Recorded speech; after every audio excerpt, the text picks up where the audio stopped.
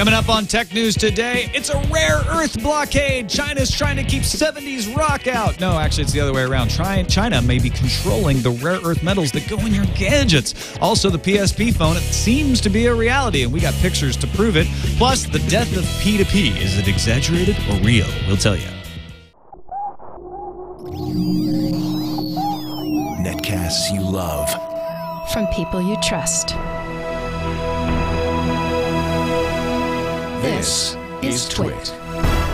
Bandwidth for Tech News Today is provided by Cachefly at CACHEFLY.com.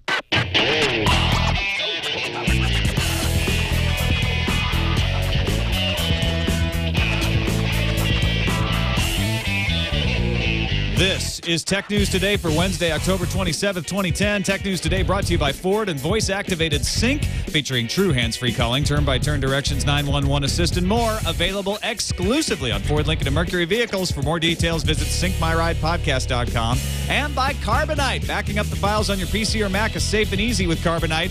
For a free trial plus 2 free months with purchase, go to Carbonite.com. Offer code TNT. Welcome to Tech News Today. I'm Tom Merritt. I am Becky Worley. And I am Jason Howell. And we are going to kick the Schmidt out of some tech news. Yeah, we are. We're not going to discuss Google's CEO No, again. not today, actually. This is a Schmidt-free podcast. Yes, Schmidtless. That's right. We have been scared Schmidtless. That's right. Well, then let's just move on to another tech company. Yeah, how about Sony? Yeah. Any Sony fanboys in the audience? They're going to be happy. They're going to be pretty stoked. PlayStation Phone, there are pictures. Joshua Topolsky posted them up on Engadget, and supposedly has some they got a little defensive because Sony actually said fakes. Those are fakes. Then Sony backed off and went, we don't we don't comment on rumors and speculation. And this rumor's been out for a long time that there's some sort of a gaming phone coming to Sony Ericsson, their platform, and now the details are leaking a little bit more explicitly, not just with schematics and drawings, but with an actual picture. Explicit details. Explicit details. A 1 gigahertz Qualcomm chip that's similar to the one in the G2, but a little bit faster. 512 megabytes of RAM. Oh, yeah, 1 gigabyte of RAM. And the screen is ugly. Yeah, but it could be big. Yeah, that's true. 3.7 to 4.1 inches. And the thing that's cool here is it has a slider pullout that is a game controller. So you would assume, if this is correct, that the on-screen controls for the phone would all be touch-oriented. I guess you could use the sort of 4-button, 5-button controllers. But it's just, if you're into gaming, this is the phone you want. It's the gaming device that you will always have with you that, doubles as a phone. Right. If you're a Sony gamer, right? Yeah, because iPhone and Android, they got plenty of games. And they have some good games. They have some big games. And the Windows Phone 7 people would say, if you're an Xbox gamer, then you're going to want a Windows Phone 7 phone. You're going to want to play because you can stop your game on the phone and pick it up on the Xbox. This is going to be a Sony Ericsson phone, it looks like. And Engadget has said, look, we've got multiple sources on this. We trust this. We know this is real. It's going to happen. The reason it's so ugly in the pictures is that it's a prototype. They haven't finished the design yet. They haven't put the Sony-style touch on it. But it's got, the left and right pads. And it's supposedly going to play games. And I don't see a slot. It doesn't have any onboard storage listed. So we don't know if that would just be SD card or if it would be some memory stick thing. They say there's no memory stick slot here, but there is support for micro SD. So I guess you'd put your games on SD card. And not all Maybe the specs. It'll come with one. Yeah, and not all the specs were listed out. I mean, there's a lot of discussion in some of the comments around the Engadget story about what the GPU's power will be, if it's going to have enough juice to really be a compelling gaming device. The other thing is the battery. Will you get more than 1 or 2 hours of play out of this thing if you're really going hardcore? Would you have multiple batteries that you would cycle in if you really wanted to be outfitted on the road? Lots of questions. It's just a rumor mill at the moment. And this would be a Sony branded quote-unquote Sony Ericsson PlayStation phone at this point? Because wouldn't that be kind of confusing versus the PSP, which is their other portable device? I can't imagine this would play PSP games. They've got the PSP, right, and then they've got the PSP Go, which gets its games over the air. It doesn't have a slot. Right. So how would this be any different than just saying it's a PSP Go with a phone in it? Yeah, I guess it would be the Sony Ericsson PSP phone. Yeah, but it's running on Android. Like, is the game mode a separate mode from Android, or is it built into the OS? Yeah, it could just be an app. Yeah, I mean, I guess so. Almost. Yeah. Run like an emulator of some sort, but it wouldn't be. It's a fair question, but yeah, I'm assuming that, and frankly, assuming it runs well, right? I think it's going to depend on what kind of games you can get for it to push people towards it, because otherwise they're going to be like, look, I don't want to have to get the PSP phone and be locked into Sony Ericsson. Maybe I want an iPhone. Maybe I'd actually rather have an Evo 4G or a Samsung Galaxy S phone because of these other things that I want to do with it. This seems to be a phone that's like, I'm a phone and a game machine, and that's it. So it's going to have some big titles to go, oh, I can't play that. I want to play that on my phone. But hold on, because if this is an Android phone that lets you customize in the way that we've really grown used to with this smartphone platform, I think this is actually a no-brainer. This is value add. Why wouldn't I? So it's a little bulkier, but if it's a full Android phone, why wouldn't I get this? I can put all my Twitter apps. I can put all the same apps. It's just about form. It's about form factor rather than operating system. It's fat, but it's one less gadget or device to carry with you. I think it's a winner. I mean, I have if you're a fanboy, Motorola Droid with a slide out, and I never use the keyboard. So hey, I would go for a little bit fatter if it meant that I could actually use that for something. I'd use it for nothing. Yeah, instead of having a keyboard, you have your game control in. Yeah. All right. Apple is about to. Well, Stacey Higginbotham at Gigome says Apple is about to cut out the carriers. Sources inside European carriers say they've been working with Apple to create a special SIM card technology along with SIM card manufacturer Gemalto. And it's rumored that the way this would work would be a SIM card built into the phone. So it's non-removable, but it's programmable.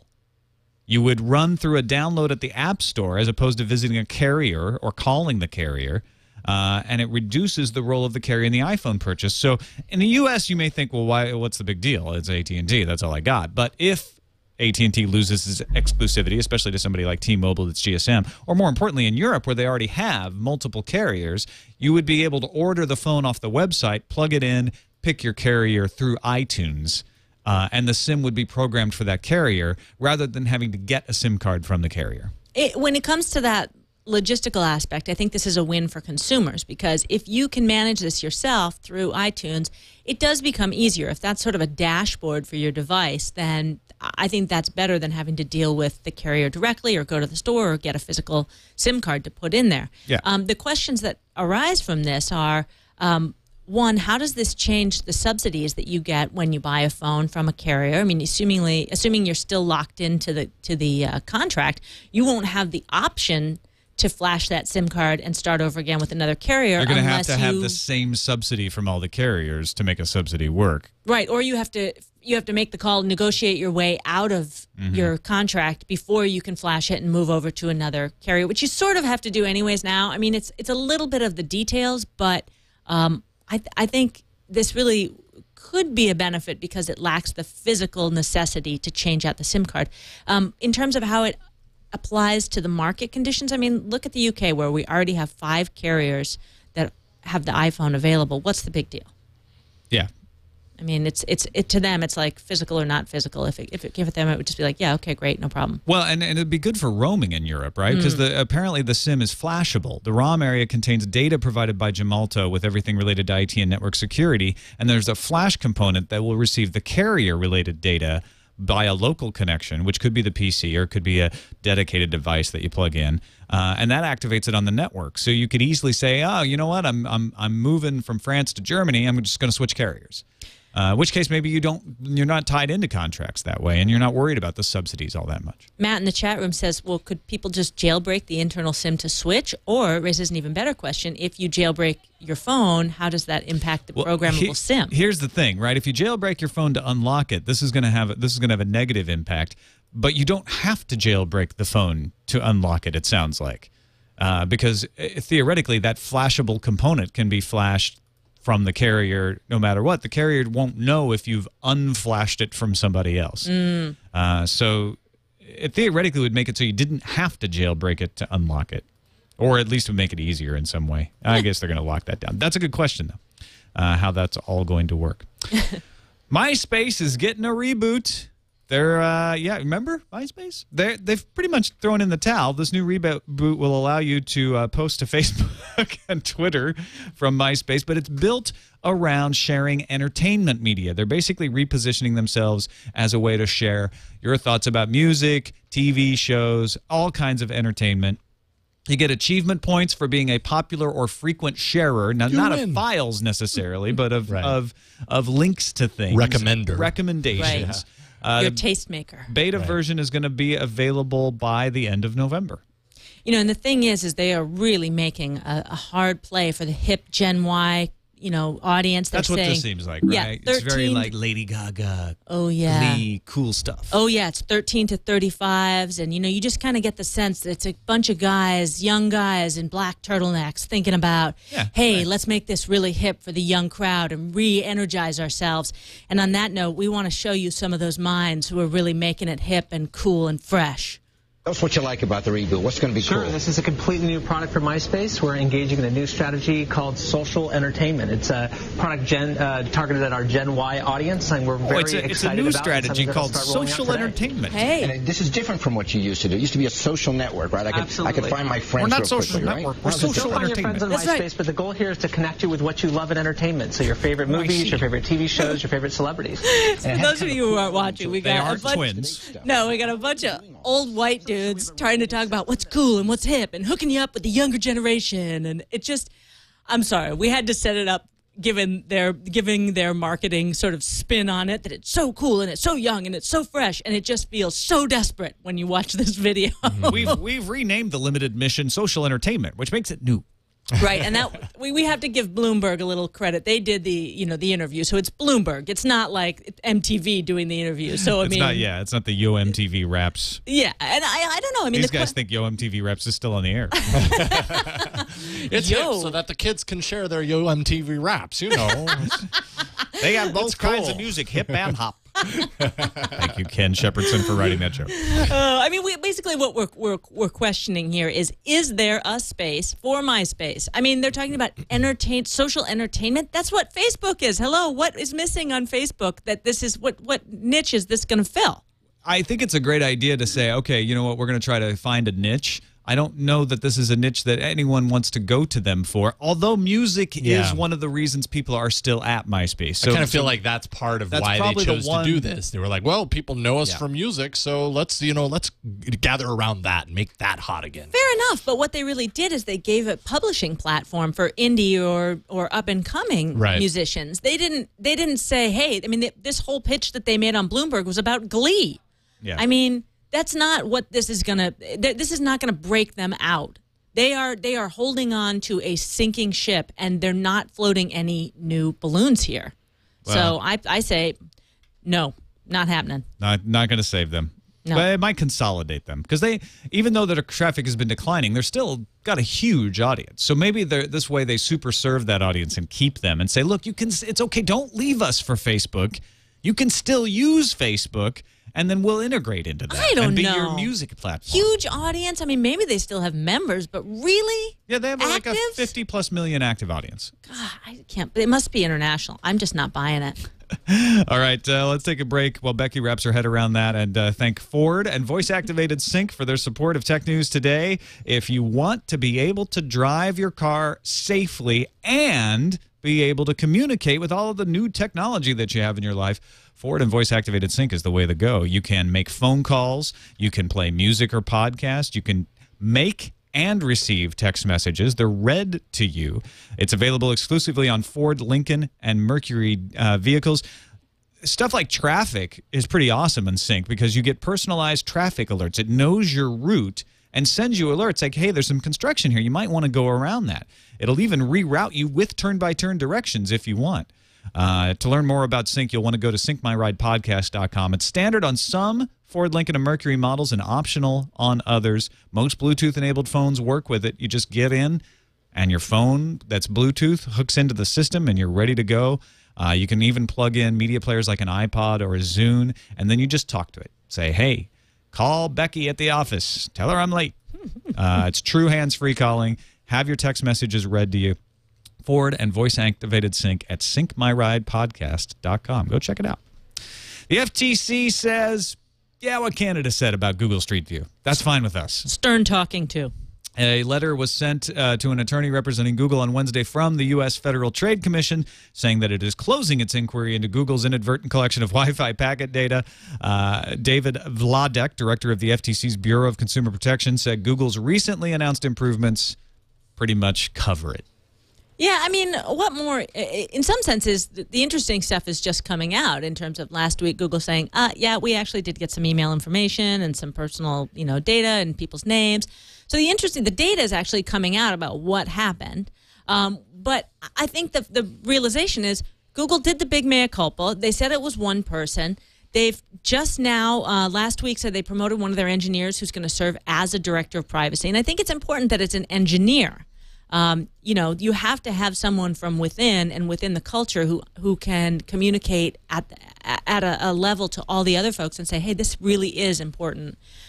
So, I mean, Google's doing it. I still am just like, meh, whatever. I think this is the right call from the FTC. Yeah, well, Spain doesn't. Spain's still after them. They're going to put in disciplinary measures. They're going to fine them, it looks like. Anyway, everybody else is pretty much kind of washed their hands of it. Germany said, well, you have to allow people to blur out their houses. Italy said you have to let them know when they're coming, which is going to make for some great fun Google Street View.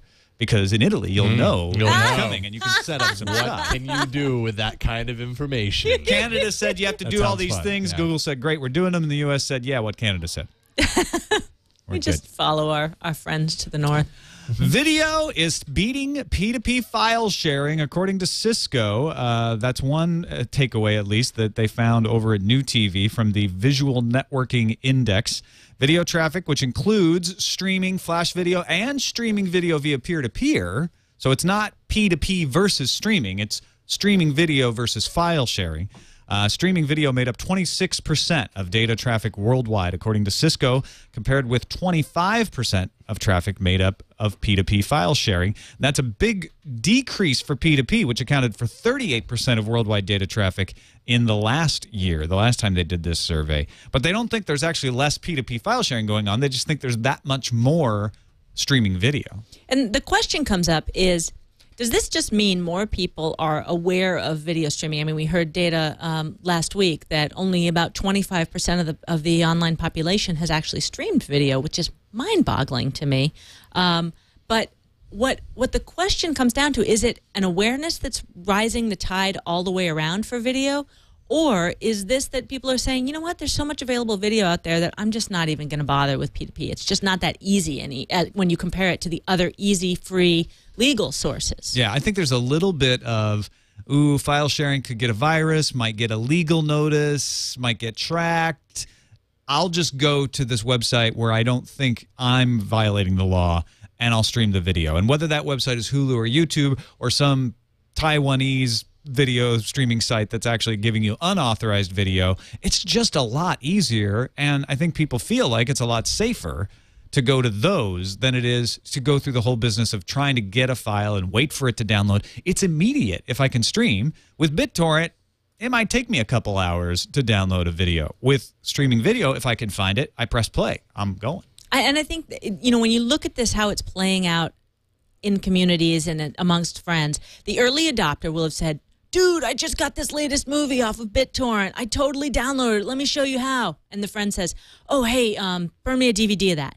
And then he goes home and he's like, BitTorrent, what? And maybe he's a little intimidated by it, doesn't follow up and do it himself. Whereas early adopter says, oh, you got to go check out Hulu. Oh, you got to go check out this site, and they're boom on it, and anybody else can replicate that because it's so web-based and simple. So you just send a link. Yeah. So, I think the adoption curve is much more consumer-friendly for legal sites. It's just a no-brainer. Or illegal streaming sites. Fair enough. There's a lot of those out there, too. And they sort of defer the responsibility off of you when you click on, hey, I just clicked on a link. Right. I didn't actually download anything. I stayed there for 3.5 hours, yeah, but right. Whatever. So I think the fact that it is instantaneous and it's more pervasive is what's going on. There are actually a bunch of stats out recently how digital downloads of music may be flat this year or even decline in sales.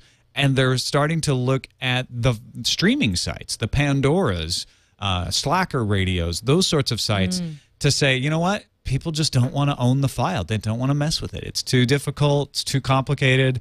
And then I lose the file, and where did I back it up? Yeah. And you know what? I just want to stream it. And only if I really love the song am I actually going to want to keep the file. Right. U.S. and the EU are both having different reactions to rare earth supplies being restricted. I love this story. I love the band Rare Earth. Why are their CDs being restricted? Rare Earth supply.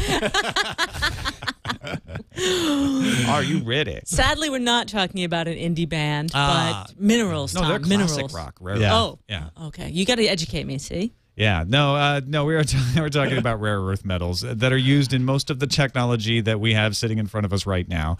And China is almost the only source for a lot of these metals. So there are noises coming out of China that they might reduce the export of rare earth metals. And the U.S. Department of Energy said she was not aware of any companies experiencing disruptions, but they're concerned that they might be. So European Trade Chief Karl de Gucht was asked in a seminar whether he planned legal action. He says it's clear we're monitoring the situation closely. We need to have clear facts. There's a bunch of laws being pushed forward in the United States to punish China if they cut us off and also develop rare earth supplies that the U.S. controls. Beijing, for their part, has said, you know what, we're not going to choke off the shipments of minerals, but they have talked about putting in some curfews. Not curfews, but some limits. I think that a couple of interesting points here. First off, just for context, we're talking about lithium, indium, neodymium. I've never even heard of neodymium. A lot of green tech products need these, especially batteries for hybrid cars, LED lights, fuel cells, solar panels. So, I mean, that's what we're talking about is the green energy economy. That's one place where this is really critical. Secondly, the recycling rates for these types of minerals and elements are only about 1%, according to a UN panel on this. So one thing it could lead to is a lot higher recycling rates. And if you think about the recycling rates for copper, aluminum, those are more, depending on the substance, 25 to 75%. So we could see a lot more recycling. And then I think the most interesting point here is that you quoted Diana Bauer, who heads the Department of Energy's Critical Metals Task Force. We have a Critical Metals Task Force? Oh, yeah, we do. We need one. Well, it's critical. It's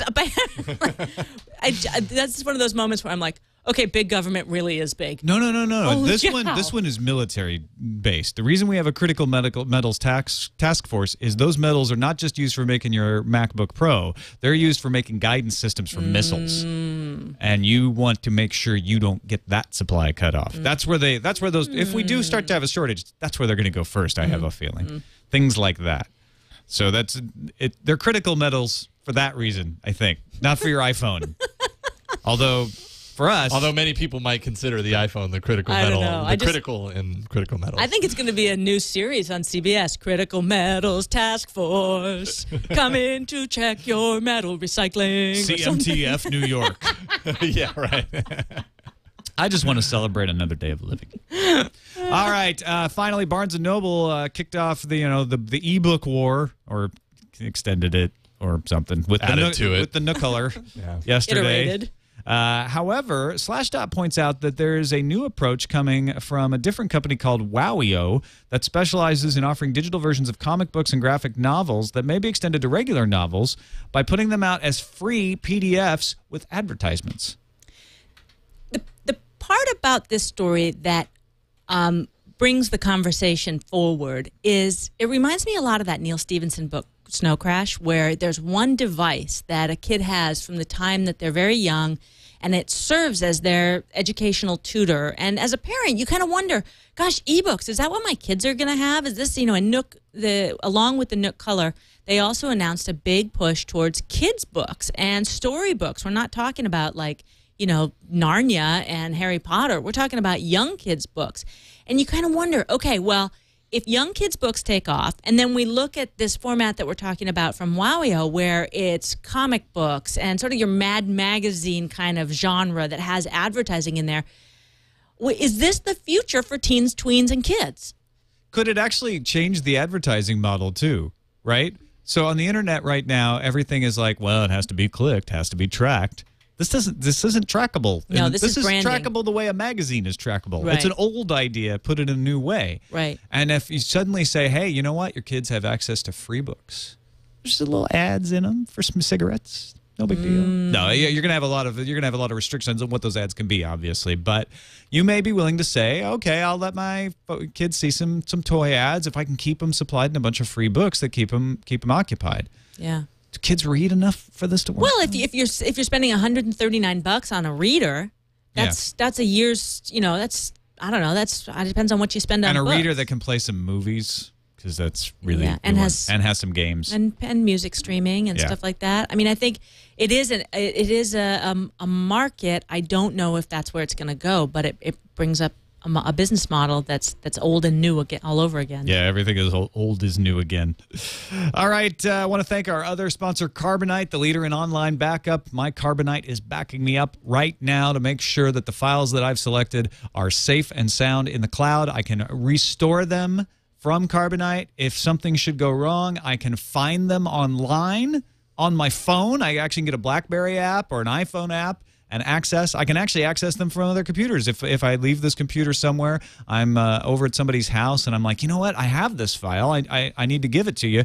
Let me log on to Carbonite. All the files from my documents directory are all backed up there. So it's cloud storage. It's peace of mind. It keeps you safe from disasters. You don't have to think about it. It happens in the background. I've used some other backup programs that interrupt you. They let you know, like, hey, I'm backing you up right now. You might want to not do anything because I'm going to be doing that. Carbonite doesn't do that. It just goes off in the background, helps protect all those valuable files, and it's really affordable, $55 a year. I think that ends up being like 15 cents a day. That's right, 15 cents a day. So try it for free. If you don't even like 15 cents, you don't even have to pull out a dime and a nickel. Go to Carbonite.com, enter the offer code TNT. If you decide to buy the service, you'll get 2 months free with that. So you don't even have to start paying that 15 cents a day for 2 months. Be sure to sign up for the free trial from the homepage if you want to get the 2 months free. No credit card required. Just sign up. Try it out. Carbonite.com. Use the offer code TNT if you want to give us credit. Don't give us somebody else's code, or else this show goes away. Hey, we need your love. Yeah, exactly. We need your love. Hey, I need to send some love to the chat room because they just helped me with a correction. It wasn't Snow Crash. It was Diamond Age. Oh, I wondered. I was like, I don't remember that from Snow Crash, but then I didn't want to say for sure. Thank you, chat room. That's great. Appreciate it. All right, chat room, are you ready for the news fuse?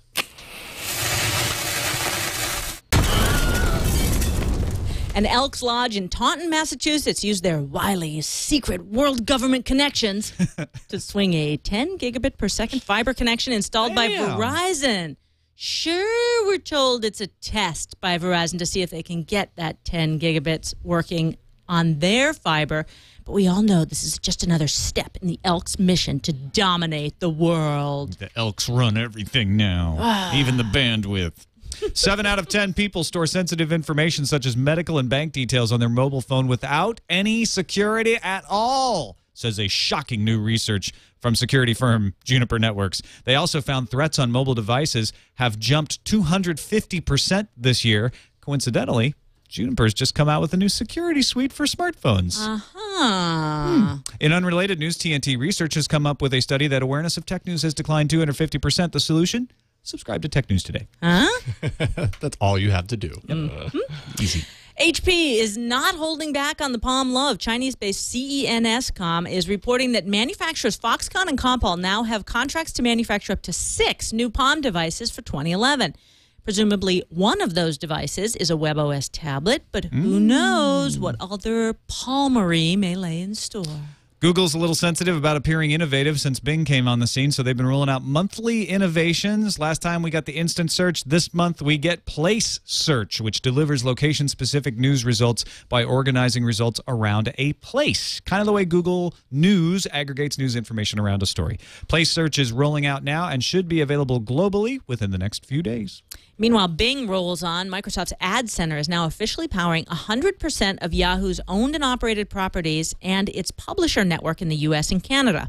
According to the companies, that means marketers can now use one account for their search advertising campaigns across both the Bing service and Yahoo. They're relying on the laziness. Bing.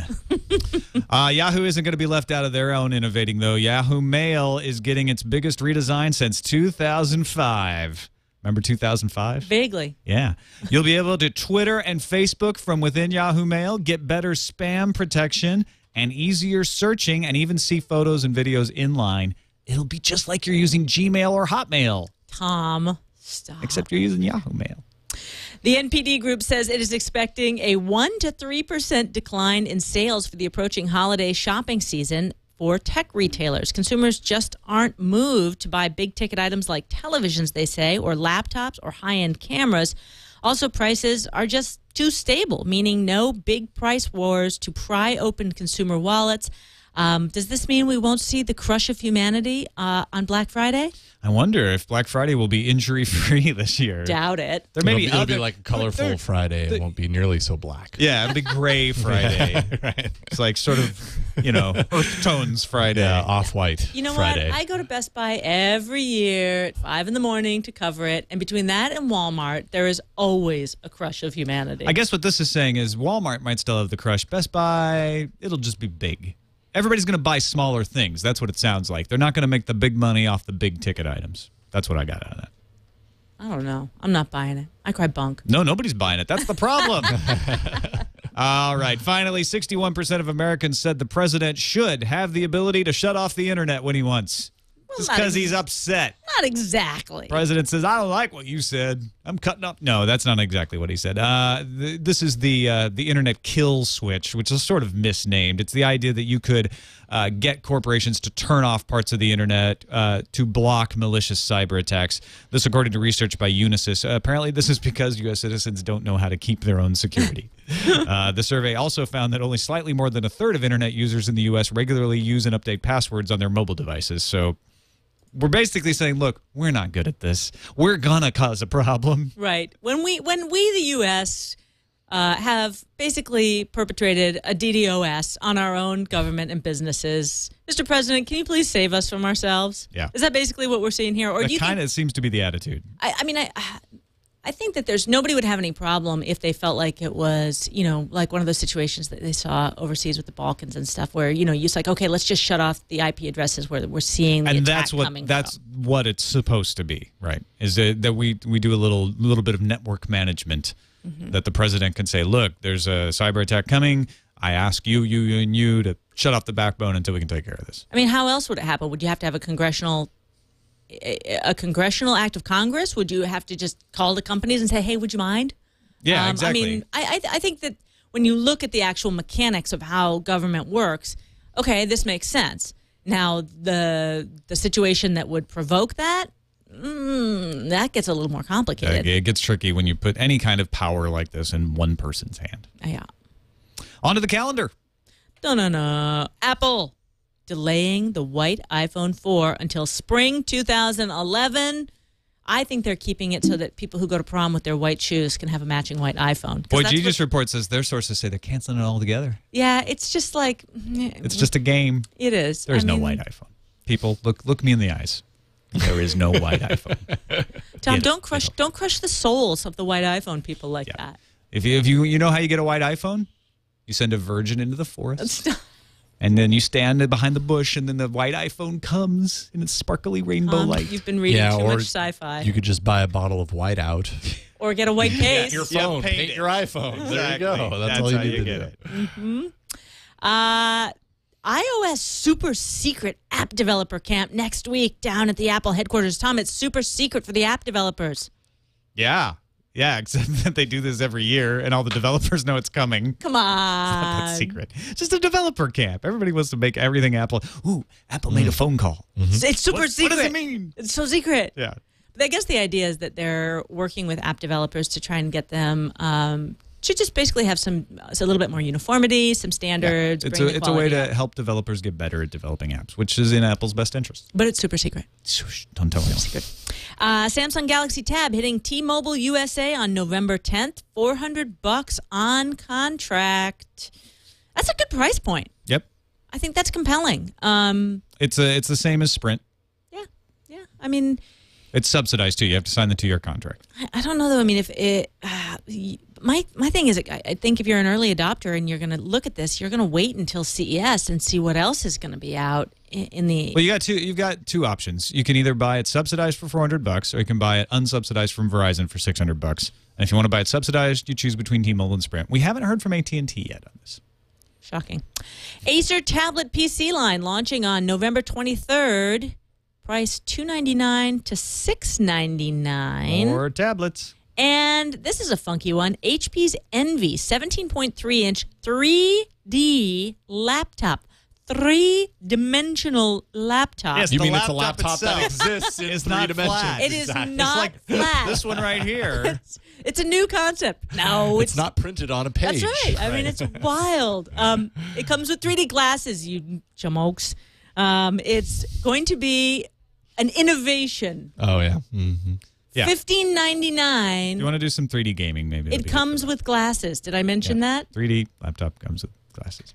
Yes. It's in 3D. You know, I just realized I don't have any good, things to call you, names to call you. I got to come up with some words for you. Just ask around. There's plenty of them. Schmucks was not quite right. I don't know. I got to work on that. Chat room, save me. On to voicemail. We got a video sent in. You were wondering about the Ninjabread cookie cutters. Oh, I love Ninjabread cookie cutters. Well, here you go. We actually have video of the Ninjabread cookie cutters out of the box. Oh my gosh, it's an unboxing? It's an unboxing of Ninjabread cookie cutters. I think it's one of our viewers. This is fantastic. Thanks to Chivbean. Nice. Ordered the Ninjabread. There they are. The Ninjabread cookie cutters unboxing. Ninjabread.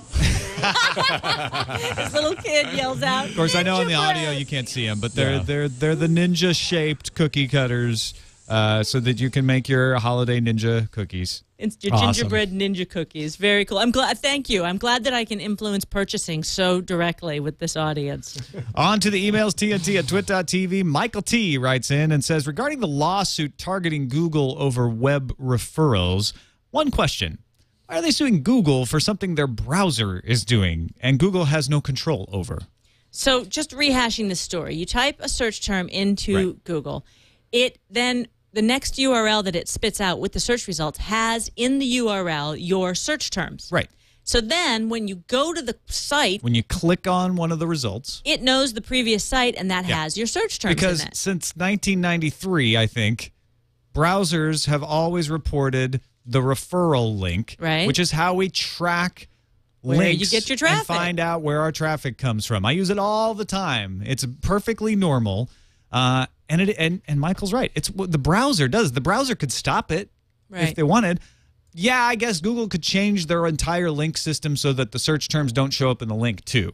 I mean, I can honestly not think of an instance where this is a problem. I was listening to the show yesterday, and I was trying to go really like hardcore. Like, okay, let's think about this. Maybe I search like porn.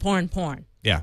And which somehow, I've seen you do. maybe all the time. So maybe somehow. And I'm like, you only have to type it once. What does searching porn 3 times in porn, really funky porn. You do it 3 times. But then let's say somebody has bought the ad on the side to save me. Like maybe it's like, if you're searching for porn, you need to buy Dianetics by L. Ron Hubbard. So I'm like, you know what? That's a really good point. I'm going to have a conversion moment. Yeah. I click on that and I go to that site, and then they know that I was searching porn.